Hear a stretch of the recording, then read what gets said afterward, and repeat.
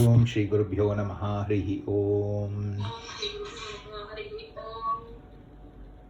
3796 ಓಂ ಪ್ರತೇಮಹೇ ವಿದಥೆ ಶಗಂಸಿ ಶಗಂ ಹರಿ ಯಋತ್ವಿಯಃ ಪ್ರತೇವನ್ವೇ ಮನುಷೋ ಹರ್ಯತಂ ಮದಂ ಇಂದ್ರೋ ನಾಮ ಕೃತನ್ನಯಃ ಹರಿಭಿಶ್ಚಾರುಸೇಚತೆ ಶ್ರುತೋ ಗಣ ಆತ್ವಾಭಿಶಂತು ಹರಿವರ್ಪಸಂಗಿರಃ ಇಂದ್ರಾಧಿಪತೇಧಿಪತಿಸ್ತ್ವಂ ದೇವಾನಾಮಸಿ ಅಧಿಪತಿಂ ಮಾಂ ಆಯುಷ್ಮಂತಂ ವರ್ಚಸ್ವಂತಂ ಮನುಷ್ಯೇಷು ಕುರು.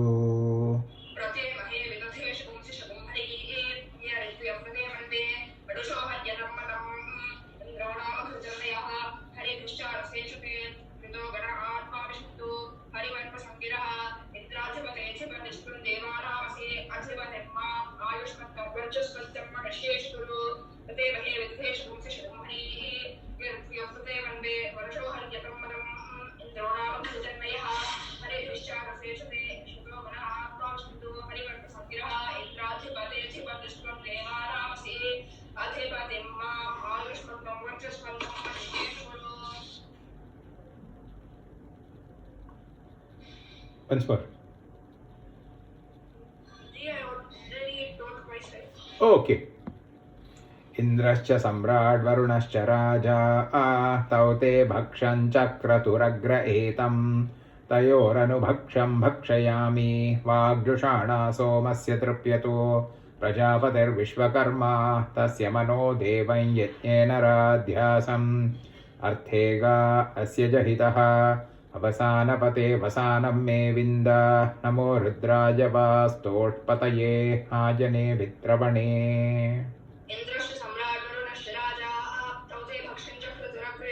Once more.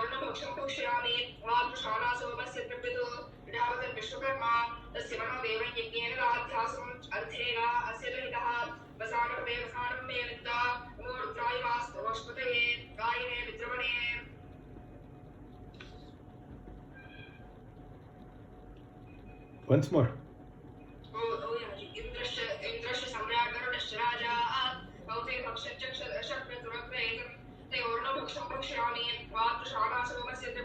Javate Vishwakarma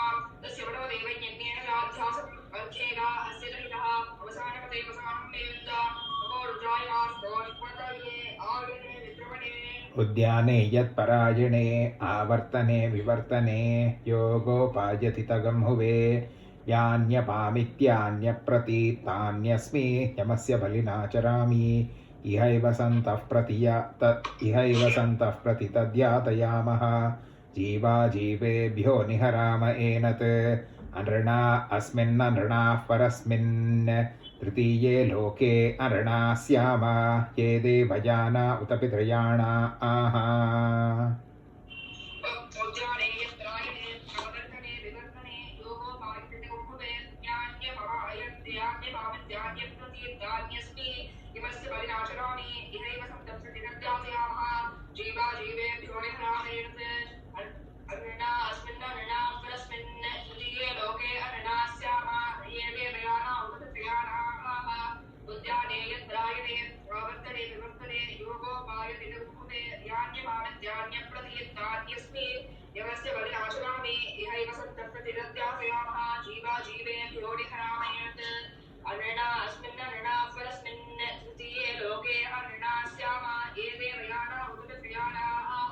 सर्वान् पथो अनृणा आक्षीयेम इदमूनुश्रेयो वसानमागन्म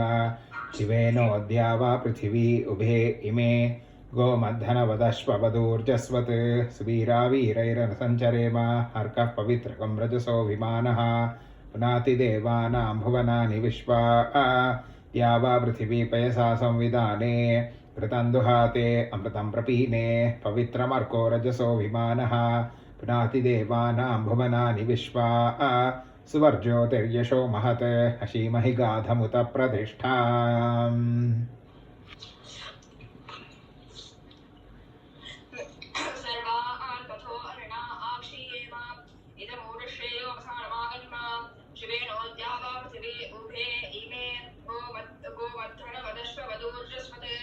सुवीरा वीरैरनुसञ्चरेम अर्कः पवित्रगुं रजसो विमानः प्रातिदेवानां भुवनानि विश्वाः देवाक्षुदेवयसा संविधाने कृतन्दुहासे अमृतप्रभैमे पवित्रवर्गो रजसो विमानः प्रातिदेवानां भुवनानि विश्वाः सुवर्ज्योतिर्यशो महत् श्रीमहिकाधूतप्रतिष्ठा सर्वान् पथो अनना आक्षीयेम इदमूढश्रेयोऽवसानमागन्मा शिवेनोऽद्यावा पृथिवी उभे इमे वो मध्वनवदश्ववदोर्जस्मत् सुवीरा वीरैरनुसच्चरेम अर्कः पवित्रगुं रजसो विमानः प्रातिदेवानां भुवनानि विश्वाः द्यावा पृथिवी वयसा संविधाने कृतन्दुहाते अमृतप्रवीणे पवित्रवर्गो रजसो विमानः प्रातिदेवानां भुवनानि विश्वाः सुवर्ज्योतिर्यशो महत् श्रीमहिगाधमुदप्रतिष्ठा चातयत श्रीणीतागं सत्यमाहुरशीमहि गणे कुरु विद्रवणे पितृयाण अर्को रजसो विमानस्त्रीणि च चातयत श्रीणीतागं सत्यमाहुरशीमहि गणे कुरु विद्रवणे पितृयाण अर्को रजसो विमानस्त्रीणि च चातयत श्रीणीतागं सत्यमाहुरशीमहि गणे कुरु विद्रवणे पितृयाण अर्को रजसो विमानस्त्रीणि च उदस्तां सीत् सविता मित्रो अर्यमा सर्वानमित्र नवधीद्युगेन बृहन्तं मामकरद्वीरवन्तं रथन्तरे श्रेयस्व स्वाहा पृथिव्यां वामदेव्ये श्रेयस्व स्वाहा अन्तरिक्षे बृहति श्रेयस्व स्वाहा दिवि बृहता त्वोपस्तभ्नोमि आत्वाददे यशसे वीर्याय च अस्मास्वघ्निया यूयं दधाथेन्द्रियं पयः यस्ते एत्रप्सो यस्तौ दर्शः उदस्तां सीत् सविता मित्रो अर्यमा सर्वानमित्राणवधीद्युगेन बृहन्तं मामकरद्वीरवन्तं रथन्तरे श्रेयस्व स्वाहा पृथिव्यां वामदेव्ये श्रेयस्व स्वाहा अन्तरिक्षे बृहति श्रेयस्व स्वाहा दिवि बृहता त्वोपस्तभ्नोमि आत्वाददे यशसे वीर्याय च अस्मास्वग्न्या यूयं दधाथेन्द्रियं पयः यस्ते एत्रप्सो यस्तौ दर्शः उदस्तां सीत् सविता मित्रो अर्यमा सर्वानमित्राणवधीद्युगेन बृहन्तं मामकरद्वीरवन्तं रथन्तरे श्रेयस्व स्वाहा पृथिव्यां वामदेव्ये श्रेयस्व स्वाहा अन्तरिक्षे बृहति श्रेयस्व स्वाहा दिवि बृहता त्वोपस्तभ्नोमि आत्वाददे यशसे वीर्याय च अस्मास्वग्न्या यूयं दधाथेन्द्रियं पयः यस्ते एत्रप्सो यस्तौ दर्शः दैव्यः केतुर्विश्वं भुवनमाविवेश स नः पाह्यरिष्ट्यै स्वाहा अनुमा सर्वो यज्ञो यमेतु विश्वे देवा मरुतः सामार्कः आप्रियच्छन्दागंसि निबिदो यजोगंषि अस्यै पृथिव्यै यद्यज्ञियं प्रजापतेर्वर्तनिमनुवर्तस्व अनुवीरैरनुराध्यामगोभिः अन्वश्वैरनुसर्वैरुपुष्टैः अनुप्रजयान्विन्द्रियेण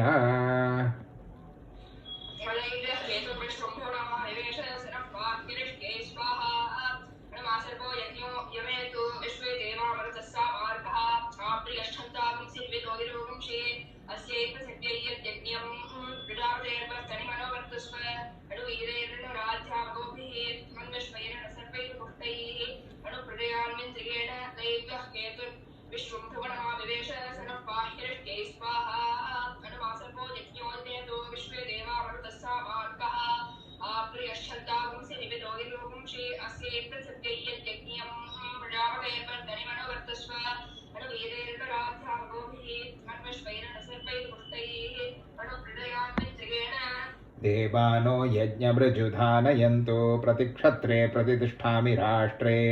प्रत्यश्वेषु प्रतिष्ठामि गोषु प्रतिप्रजायां प्रतिष्ठामि भव्ये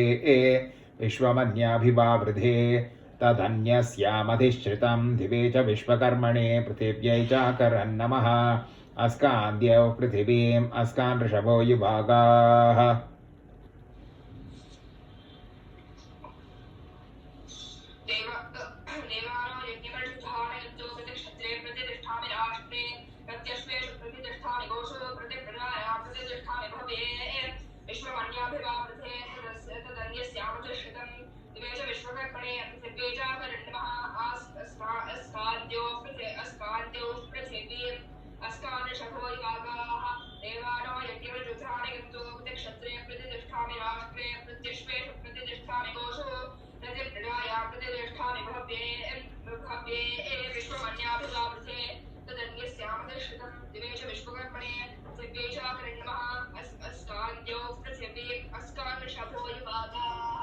स्कन्नेमा विश्वा भुवना स्कन्नो यज्ञः प्रजनयतु अस्कानजनिप्राजनी आस्कन्ना जायते वृषा आस्कन्नात् प्रजनिषीमहि ये देवा येषामिदं भागधेयं बभूव येषां प्रजाजा उतानुयाजाः इन्द्रज्येष्ठेभ्यो वरुणराजभ्यः अग्निहोत्रभ्यो देवेभ्यः स्वाहा उतत्यानो दिवामतिः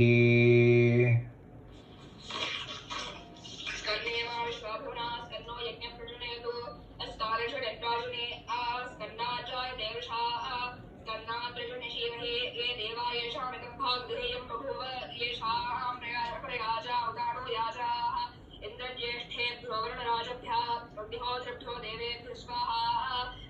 उदत्यानो दिवामतिः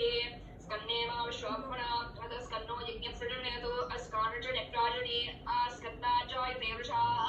स्कन्नात् प्रजनिषीमहे ये देवा येषामिदं भागधेयं बभूव येषां प्रयाजा उदानो याजाः इन्द्रज्येष्ठेभ्यो वरुणराजभ्यः अग्निहोत्रभ्यो देवेभ्यः स्वाहा उदत्यानो दिवामतिः अदितिरूत्यागमत् सा शन्ताचीमयस्करत् अपसृधः उतत्या दैव्याभिषजा शन्नस्करतो अश्विना यूजातामस्मद्रपः अपसृधः शमग्निरग्निभिस्करत् शन्नस्तपतु सूर्यः संवातो वात्वरपाः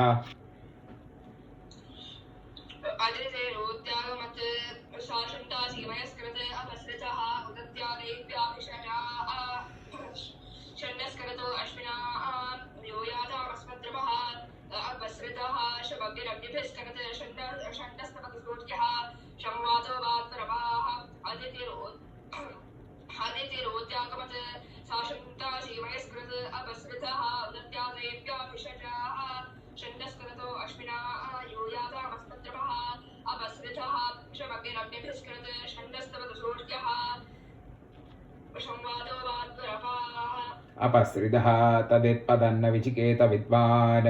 यन्मृतः पुनरप्येति जीवान् त्रिवृद्यद्भुवनस्य रथवृत् जीवो गर्भो न मृतः स जीवात् प्रत्यस्मै पिपीषते विश्वानि विदुषे भरा रङ्गमाय जग्मवे अपश्चादघ्मने नरे इन्दुरिन्दुमवागात् इन्दोरिन्द्रोपात् तस्य त इन्दविन्द्रपीतस्य मधुमतः उपहूतस्योपहूतो भक्षयामि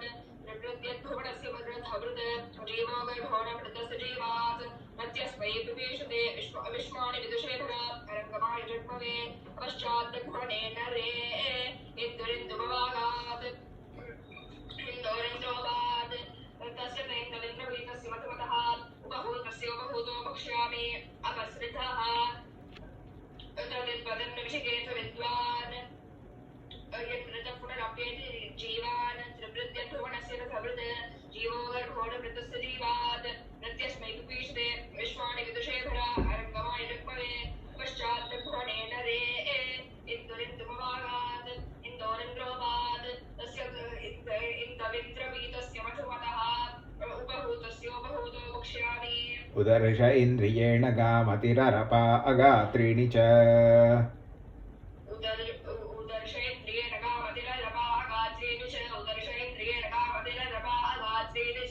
ब्रह्म प्रतिष्ठा मनसो ब्रह्मवाचः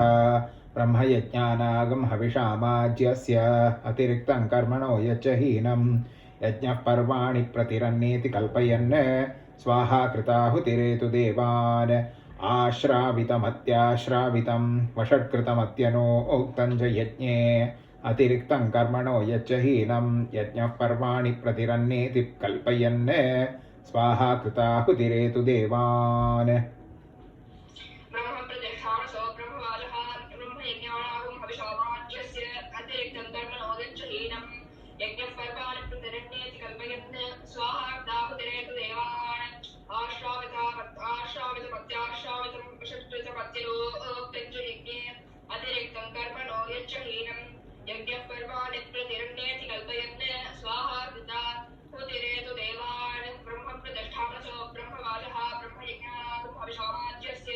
अतिरिक्तं कर्मणो यच्च हीनं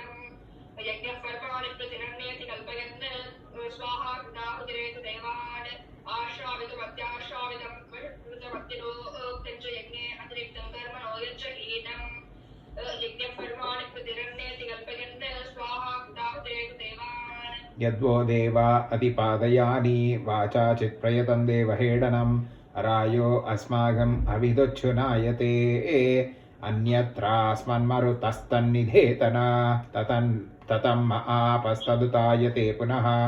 स्वाधिष्ठाधीतिरुचथा यशस्यते अयगं समुद्रौत विश्वभेषजः स्वाहा कृतस्य समुतृप्नुतर्भुवः उद्वयन्तमसस्परी उदुत्यञ्चित्रम् इमं मे वरुणतत्त्वायामि त्वन्नो अग्ने सत्वन्नो अग्ने त्वमग्ने अयासि प्रजापते इमं जीवेभ्यः परिदिं ददामि वैशानुगादपरो अर्धमेतं शतं जीवन्तु शरदः पुरूचीः तिरो मृत्युं दधतां पर्वतेन इष्टेभ्यः स्वाहा वषडनिष्टेभ्यः स्वाहा पेषजन्दुरिष्ट्यै स्वाहा निष्कृत्यै स्वाहा दौरा आर्ध्यै स्वाहा दैवीभ्यस्तनोभ्यः स्वाहा यद्वो देवाधिपादयानि आशाचित्रेतद्देवहेदनं रायो अस्माकम् अभिदुच्छुनायते अन्यत्रास्मिन्मरुतस्तन्निधेन ततं मा वस्तुतायते पुनः स्वादिष्ठाधीतिरुषधा यशस्यते अपयगं समुद्रौतविष्णुभेषः स्वाहा कृतस्य समतृप्नुतर्भुवः उद्वयन्नमसस्मरे उदत्यञ्चित्रम् मम्मे वरुणदत्त्वायामि त्वन्नो अग्ने सत्वन्नो अग्ने त्वमग्ने अयासि प्रजापते जीवेभ्यः परिधिं दधामि ऐशान्यवातमनो अर्धमेतं शतञ्जीवन्त शतफ्रोचीः नो मृत्युं दधतां पर्वतेन इष्टेभ्यः स्वाहा वषडनिष्टेभ्यः स्वाहा भेषजन्दुरिष्ट्यै स्वाहा निष्कृत्यै स्वाहा दौरार्थ्यै स्वाहा दैवीभ्यस्तनोभ्यः स्वाहा यद्वो देवाधिपादयानि वाचाचित्रेतं देवहेदनं रायो अस्माकम् अभिदुच्छुनायते अन्यत्रास्मिन्मरुतस्तन्निधेन ततं मा वस्तुतायते पुनः स्वाधिष्ठाधीतिरुषधा यशस्यते अयगं समुद्रौत विश्वभेषः स्वाहा कृतस्य समतृप्नुतर्भुवः उद्वयन्नमसस्परे उदत्यञ्चित्रम् इमं मे वरुणदत्त्वायामि त्वन्नो अग्ने सत्वन्नो अग्ने त्वमग्ने अयासि प्रजापते जीवेभ्यः परिधिं दधामि वैशान्यवादपरो अर्धमेतं शतञ्जीवन्तु शतफ्रोचीः नो मृत्युं दधतां पर्वतेन इष्टेभ्यः स्वाहा वषडनिष्टेभ्यः स्वाहा भेषजन्दुरिष्ट्यै स्वाहा निष्कृत्यै स्वाहा दौरार्थ्यै स्वाहा दैवीभ्यस्तनोभ्यः स्वाहा रद्ध्यै स्वाहा समृद्ध्यै स्वाहा यत इन्द्रभयामहे ततो नो अभयं कृधि मघवञ्छग्दितव तन्न ऊतये विद्विषो विमृधो जहि स्वस्तिदा विषस्पतिः वृत्रः विमृधो वशी वृषेन्द्रः पुर एतुनः स्वस्तिदा अभयङ्करः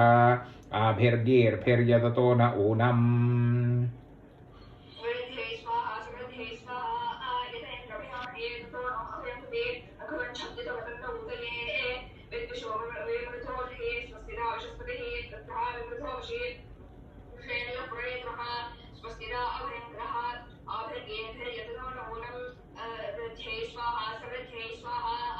यतेन्द्रभयामहे ततो नो अभयं कृधि मघवञ्छग्दितव तन्न ऊतये विद्विषो विमृधो जहि स्वस्तिदा विषस्पतिः वृत्रः विमृधो वशी वृषेन्द्रः पुर एतुनः स्वस्तिदा अभयङ्करः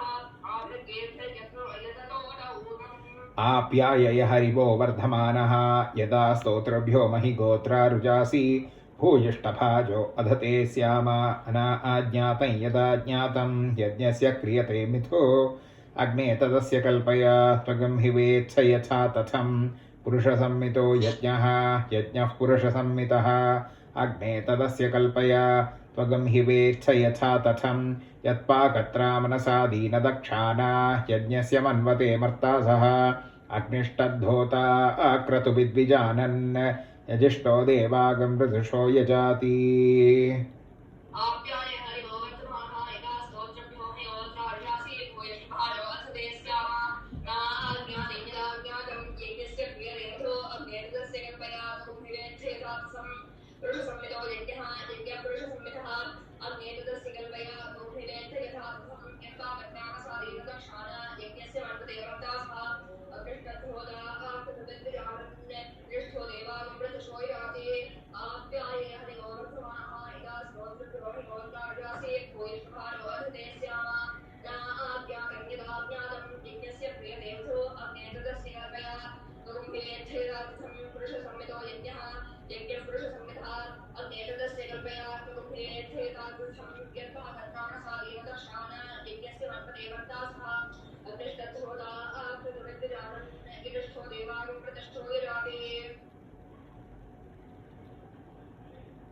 देवागश्चित्रन्तनोभ्यः स्वाहोऽनं पुरुषसंहितोऽग्ने तदस्य कल्पय पञ्च च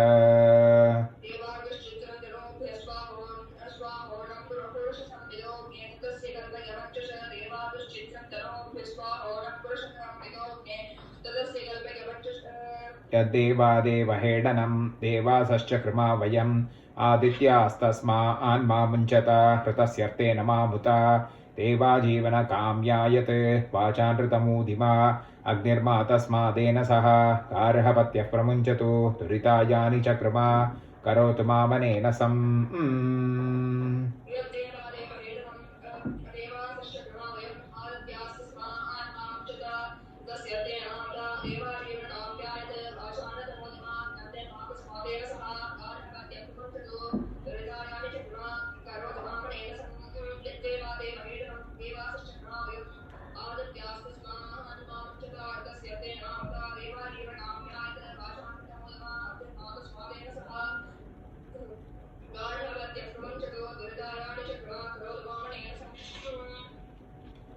ऋतेन द्यावा पृथिवीर्तेन त्वगं सरस्वती हृतान्मा मुञ्चतागं हसः यदन्यकृतमारिमा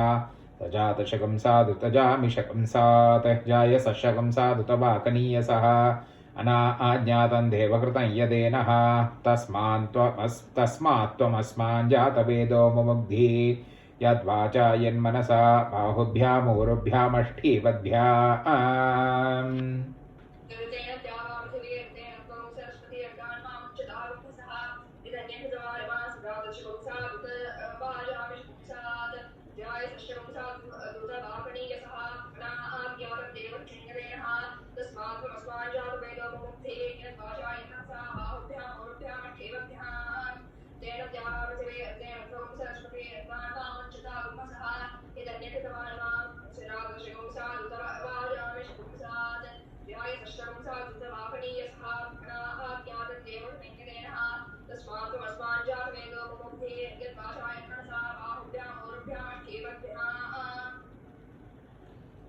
शिष्णैरिदनृतं च कृमा वयम् अग्निर्मा तस्मादेन सह यद्धस्ता आभ्यां चकरकिल्बिषाणि अक्षाणां वग्नमुपजिघ्नमानः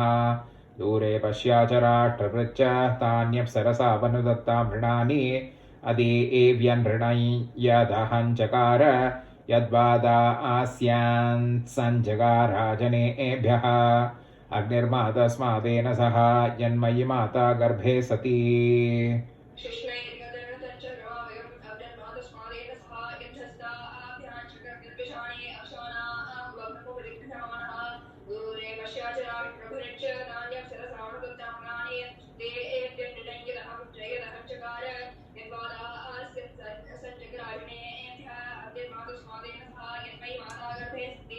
संजगाराजनेभ्यः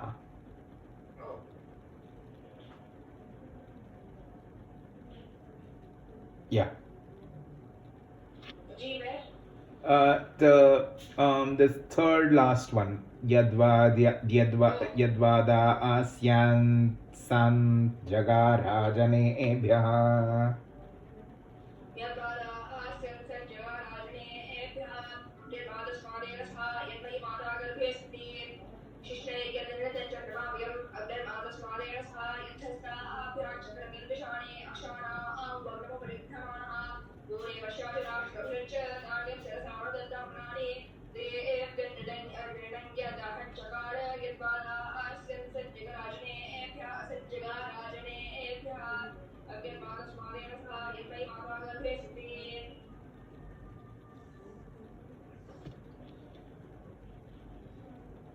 एनश्चकार यत्पिता ॐ